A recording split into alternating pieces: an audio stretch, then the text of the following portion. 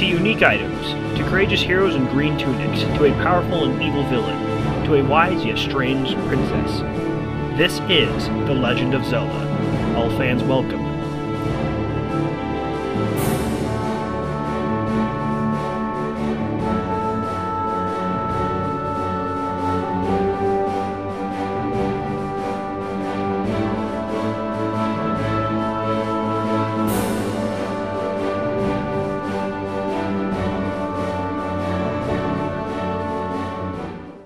Hello Zelda fans. In this video I'm just going to be simply clearing up some questions about why the timeline can't be split, because I've heard this from many people about, the timeline can't be split, and most of these questions were easily answered, and people that think that this game is a linear timeline, you're probably wrong. I'm not going to say you're absolutely wrong, because I don't know for sure. Nobody knows for sure, except for the creators and Nintendo. So, first off, I'm going to go with the first question that I thought was relevant, and that would be, the ocarina stayed with Zelda when she sent you back to being a kid. And as you all know, in Ocarina of Time, at the ending, Zelda sends Link back to be a kid, and there's also a realm where there's an adult Zelda with no Link. And that's how the split timeline is created. Most of you already know this. However, going back to the ocarina question, it is really simple, because what happens is, because Link gets sent back to a point where Zelda is looking in the window, almost as if in the first part of the game where you meet Zelda as she's looking at Ganondorf. And this would submit that nothing crucial has happened, and as far as we know, Hyrule's still at peace, which means Zelda hasn't given you the ocarina, which means she still has it. And the adult Zelda in the other timeline also has it as well. So, if you remember in Majora's Mask, as you're fighting Majora's Mask for the first time, which is on the Skull Kid, you hit Skull Kid and he drops the ocarina. You pick it up and you have this cutscene where Zelda is giving you the Ocarina of Time.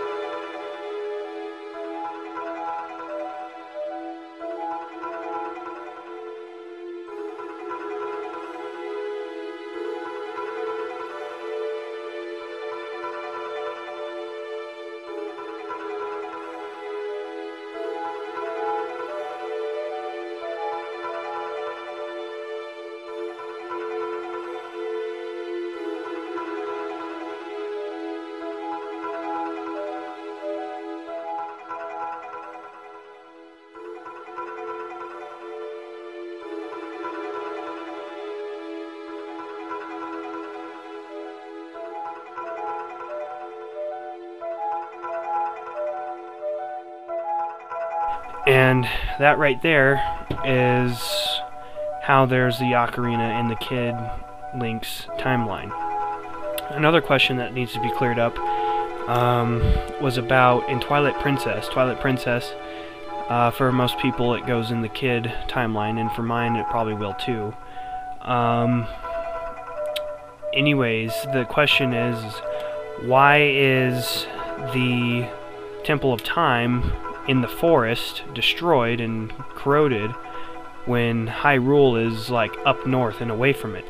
Well, the reason being, when Kid Link goes back to tell Zelda, when Zelda sends him back to being a kid, Link goes to tell Zelda, and possibly the king, of his defeat of Ganon and Ganon's intentions. This causes a war. And that war probably could have caused the destruction of the town and also the Temple of Time. And even if you remember, this doesn't necessarily apply, but in Link's adventure as an adult in Ocarina of Time, the city's destroyed, and so is the temple. I mean, it's all corroded and whatnot. And who's to say that when Link tells Zelda and the war breaks out, Ganon doesn't obtain power, and the same thing happens. But anyways, that's just a theory. But there could be multiple reasons as to why the Temple of Time is corroded and in a forest. Also, in my timeline, which will be a video that's coming up, that will be explained more so in detail.